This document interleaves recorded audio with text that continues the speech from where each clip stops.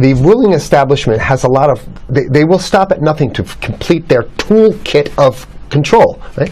So one of the things that has been missing from the toolkit of total control has been quarantines and curfews, right? Mm-hmm. So now, welcome to the new world in America, where to get on a bus, to go through a subway station, if you think that the procedures at the TSA are onerous, right? Guess this is coming to a bus depot near you. It's a more invasive way, and the ruling class needs this because, let me say, if the ruling class ever saw wide-scale civil unrest, you'd see an Ebola outbreak in America right away. Okay, so this is, what you see is that Ebola is another tool in the toolbox of the ruling class control. Yeah, to keep down absolutely, repression. positively, 100%. This is a tool. Right. Ebola doesn't just magically start spreading. Mm-hmm. And then we have this doctors that come back here. The white people, of course, live. Mm-hmm. The two whites who got it survived. All the black people that get it die. Right? It's very possible that these one of these NGOs over there is going around with a veil of Ebola, or spreading it from a small plane onto villages. The point is to get hundreds of thousands of people infected with it and create the next phase of control. Now, one of the things I'd like to show to back up my my claims here. Here's a document from the Rockefeller Foundation. Rockefeller Foundation, right there. You can zoom in on that, where my finger is. It's called Scenarios for the Future International Development, the Rockefeller Foundation. All right. Okay. Let's take a look at what they're saying here. This is something like a 50, 60-page document. I'd like you to go to page 18, if you can look at this up on the internet, but I'll read it up here. It's called lockstep, lockstep. And this is a phrase that I used right after 2001, when I saw the entire system of the United States, including the population, were in lockstep. So the Congress went along, and yes, it was Osama bin Laden, and the people waved their flag and said, I hate, hate, hate, hate, and everything was in lockstep. Well, in 2010, they published this, Rockefeller Foundation, and here's what they're saying.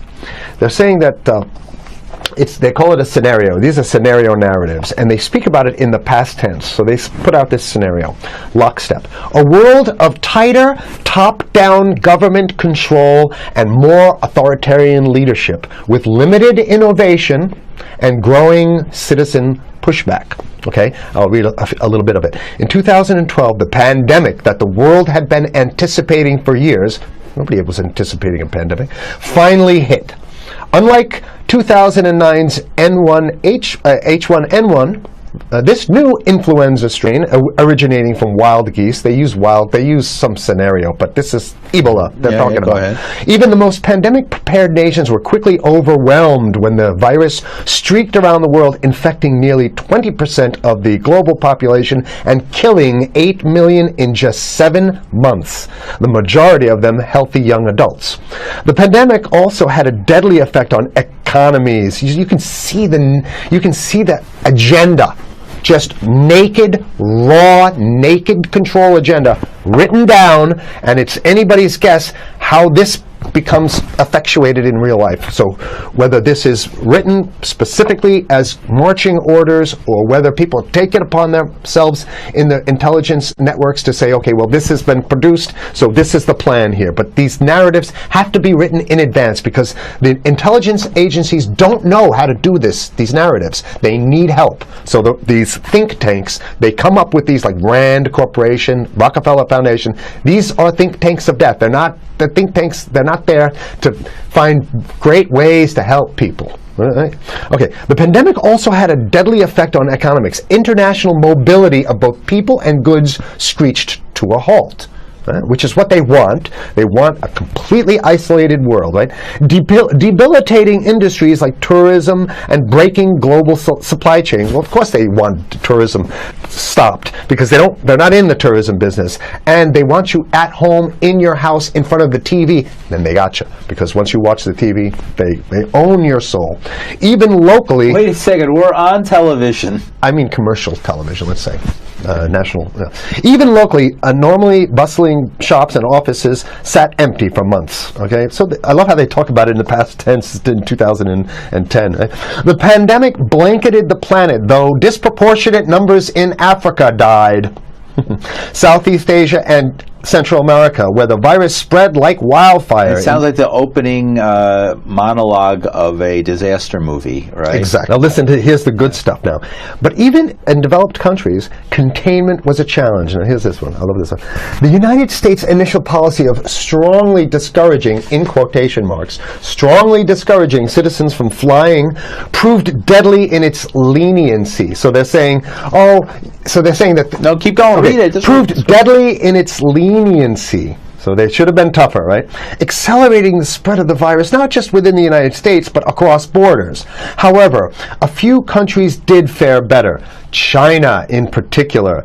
The Chinese government's quick imposition and enforcement of mandatory quarantine for all citizens, as well as its instant and near hermetic sealing off of all borders, saved millions of lives, stopping the spread of virus far earlier than in other countries. So the message is here is we have to look towards the Chinese, the oppressive totalitarian Chinese regime as an example of what we need to be doing here. And of course, the ruling class here loves the Chinese regime because they have demonstrated to the ruling class the most efficient form of capitalism, which is authoritarian capitalism. So we have capitalism, but unfortunately we have this veil. I get it. We have this veil of democracy. This is very interesting. This is continue on. Okay.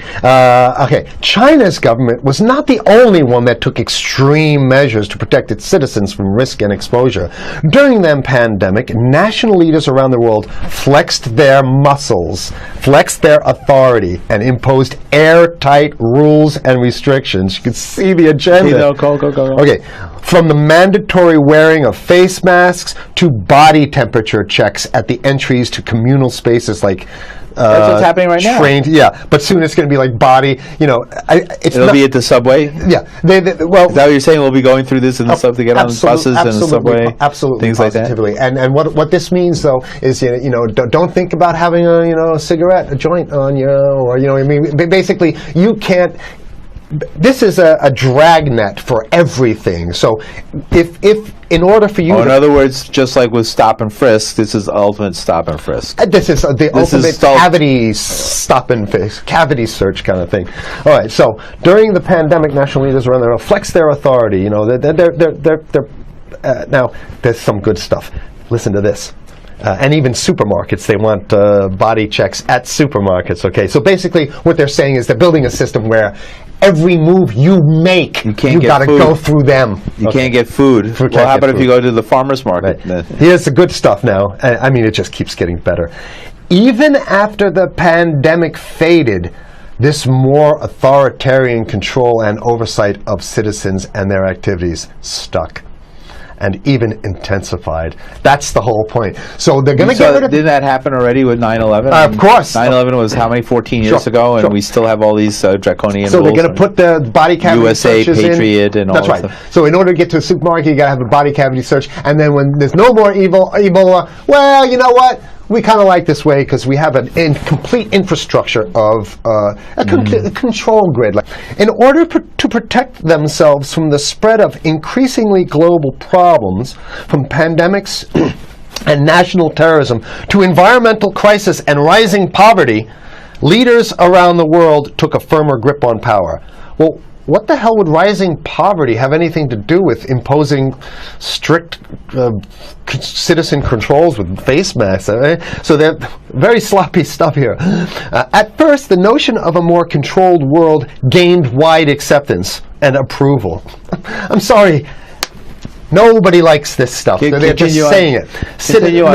I have to provide analysis. We only have 5 minutes left, so that's. Oh my God! Okay. Citizens willingly gave up some of their sovereignty and their privacy to more paternalistic states in exchange for greater safety and stability. I mean, that's just a complete naked contradiction to the famous saying that if you think you're going to give up a little bit of security, if you're going to give up your freedom for security, you're going to get neither. That's the long-standing thing. And here what they're doing is they're not even ashamed or embarrassed to absolutely say the exact opposite. They're saying, yes, we all want to give up our privacy and sovereignty for more stability and security and stability. So you don't get that.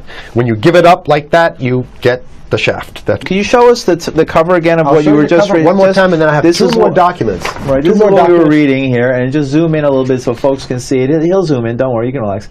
And scenarios for the future of technology and international development. Okay, now I have two more documents. Keep it zoomed. We have the National Security Memorandum of December 10th, 1974. This is Henry Kissinger's brainchild. The National Security Memorandum number 200. You can look that up on your internet. I'll summarize it.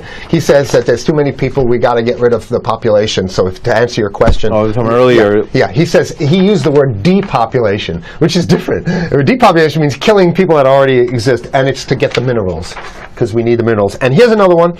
The CDC has a patent on Ebola. They patented it. Yeah? Right. So basically, if you want to get a cure for your Ebola, you it says it right up here, right? It says human Ebola virus species and compositions and methods thereof, and it's a patent. It's a patent. They patented the main strain plus something like 17 other strains of it. So they own it now, and I don't know how exactly you can own that, but apparently they've done the same thing. Yeah, I didn't think you could own a natural. Yeah, you can. I guess the main thing to finish off this show is this: that they want to get more control, more curfew, and it's going to be curfews and quarantines. So what I'm saying is that unless the American people start to get some new way to revolt, a new way to organize, new way to protest, unless we can break through the apathy, because that's what we have here, then it's going to be a slave state here. The ruling class doesn't seem to have too much resistance. They're getting everything on their Christmas shopping list, and they've been wanting quarantines and curfews for a long time. Now they got it. And if you want to live in a world where you're tricked into all this stuff because it's for your safety, right? And if you want to have a probe and make sure you got to check your pockets, make sure you don't have anything incriminating on you before you go out, and when you step out of your house, you want some police there to monitor and see what you're doing. If that's the world you want to live in, be apathetic, don't do anything. You're going to get that world very soon. It's coming your way, definitely. Mm-hmm. Yeah. So what should people do? What's the hope? You have 30 seconds. To wake up, learn about it, and go fight these bastards in Washington. They're easy to beat. If we can just organize, we can beat them. It's simple. They're weak, and there's so few of them.